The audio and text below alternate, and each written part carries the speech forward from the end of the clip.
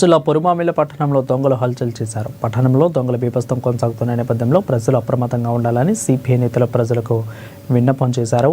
ఇక పొరుమామిల పట్టణంలో మెయిన్ రోడ్డుపై ఉన్న షాపులలో దొంగతనాలు ఎక్కువగా జరుగుతున్నాయి. అధికారులు జాగ్రత్త వహించాలని సిపిఐ ఏరియా కార్యదర్శి పిడుగు మస్తాను, సిపిఐ మండల కార్యదర్శి రవికుమార్లు పోలీస్ అధికారులకు తెలిపారు. దానికోసం తెచ్చిన వైరు ఇక పొరుమామిల పట్టణంలో గత 30 రోజుల నుంచి దొంగలు షాపుల్లో, హోటళ్లలో, ఇండ్లలో వరుస దొంగతనాలకు పాల్పడుతున్నట్లు తెలిపారు. దొంగిలించిన సొమ్మును అమ్ముకొని క్యాష్ చేసుకోవడానికి ఇంతమందిని ఈ విధంగా ఇబ్బంది పెట్టడం సరైన పద్ధతి కాదని వారన్నారు. పోలీసు అధికారులు మెయిన్ రోడ్లోని రోడ్డు రిపేర్ వలన సీసీ కెమెరాలు మొత్తం కూడా తొలగించడం వలన ఈ సమస్యలు వస్తున్నాయని అన్నారు. ఇక త్వరగా దొంగల సమస్యలను పరిష్కరించాలని సిపిఐ నేతలు డిమాండ్ చేశారు.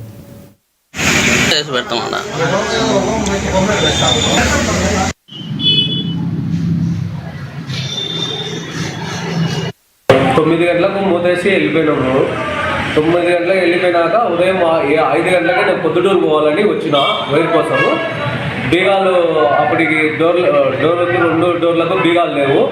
బీగాలు లేకుంటే ఏమైనా ఏందని కింద బయట వచ్చి తెచ్చిందని పైకి ఎత్తితే వైరు, పాత వైర్ అంతా వైర్ కనపరాకుండా బీగాలు పలగొట్టుకొని తీసుకొని పోయారు.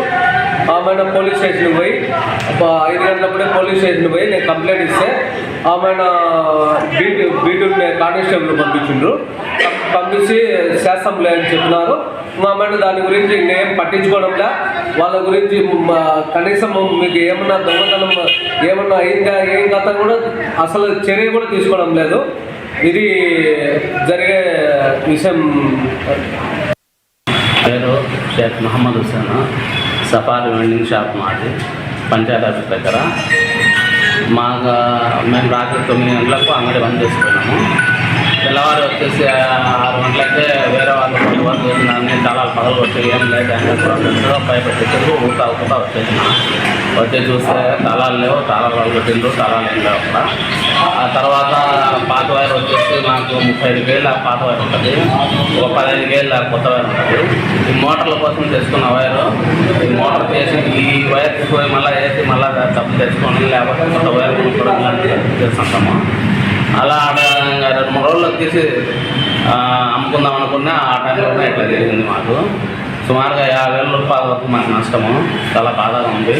మేము పోలీస్ స్టేషన్కి వెళ్ళి కంప్లైంట్ ఇచ్చినాము, కానీ వాళ్ళు సరిగా స్పందించడం లేదు. ఏమన్నా అంటే చూస్తాంలే చేస్తాంలే అనే మాట కింద అంటారు తప్ప ఏం స్పందించడం లేదు. ఇంతకుముందు ఎక్కడో ఇక్కడ మా అంగడి ముందు పక్కల 2-3 అంగల్లో పట్టింది ఇట్లే. అప్పుడు వాళ్ళు కూడా వెళ్ళారు పొలిటీషియన్స్, వాళ్ళు కూడా చెప్పిండ్రు ఏం స్పందించడం లేదని నవ్వుకున్నట్టుగా మాట్లాడుతున్నారు. వారం వ్యవధి గ్యాపులలో దొంగతనాలు జరగడం జరుగుతుంది. ఈ దొంగతనాలకు సంబంధించిన దాంట్లో షాపులకు సంబంధించి ఎక్కువ శాతం ఎలక్ట్రికల్ రివైండింగ్ షాప్ వాళ్ళు, హోటల్ వాళ్ళు, అదేగా చిల్లంగడి వ్యాపారస్తులు, వివిధ రకాల సంబంధించిన షాపులు, ఎలక్ట్రికల్, హోటళ్ళు, రివైండింగ్ షాపులు, ఈ 4 షాపులకు సంబంధించిన దాంట్లో ఉన్న పాత వైర్లు ఎత్తుకోవడము, దాదాపు ఒక 5 లక్షల నుంచి 6 లక్షల వరకు నష్టపరిహారం కూడా అందరికీ దానికి సంబంధించి జరిగి ఉంటుంది. కానీ ఆ పోలీస్ యంత్రాంగానికి కూడా మొత్తం అందరూ ఎస్ఐ గారికి, సిఐ గారికి, వాళ్ళ సిబ్బందికి అందరికీ కూడా ఇంటిమేషన్ ఇచ్చినాం. రోజు మార్చి రోజు 4 రోజులకు, 5 రోజులకు, 10 రోజులకు ఈ దొంగతనాలు జరగడం వల్ల బోరాల పట్టణంలో అధికారులు చెప్తుంటే సీసీ కెమెరాలు పనిచేయడం లేదు. రోడ్డు రిపేర్ వల్ల మొత్తం అంబేద్కర్ సర్కిల్ నుండి పోలీస్ స్టేషన్ వరకున్న మొత్తం అన్ని సీసీ కెమెరాలన్నీ కూడా తొలగించడం జరిగింది.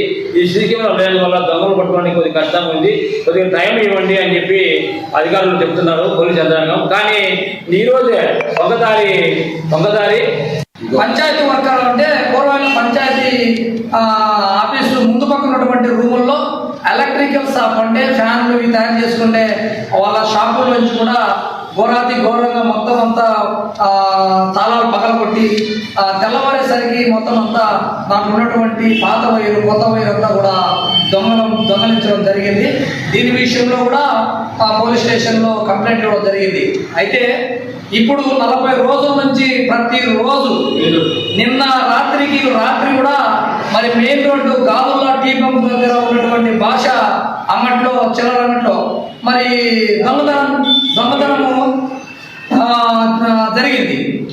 కానీ ఇప్పటి వరకు కూడా మరి ఏ పోలీస్ అధికారులు కూడా మరి ఎక్కడి నుంచి దొంగతనం జరుగుతుంది, ఎవరు చేస్తున్నారనేది కూడా ఏమాత్రం కూడా పట్టించుకోలేదు. ఇందులో పట్టించుకోకపోగా మిగతా వాళ్ళ షాపుల వాళ్ళు కూడా ఇప్పుడు భయాక్రాంతులకు గురవుతా ఉన్నారు. ఏ షాపులో ఏం పెట్టుకోవాలో లేకపోతే ఇది ఏమైపోతుందనే ఉద్దేశంతో కూడా షాపులలో చాలా బాధపడతా ఉన్నారు, వాళ్ళు బాధ వ్యక్తం చేస్తూ ఉన్నారు. తర్వాత వచ్చేసి ఇప్పుడు వీధుల్లో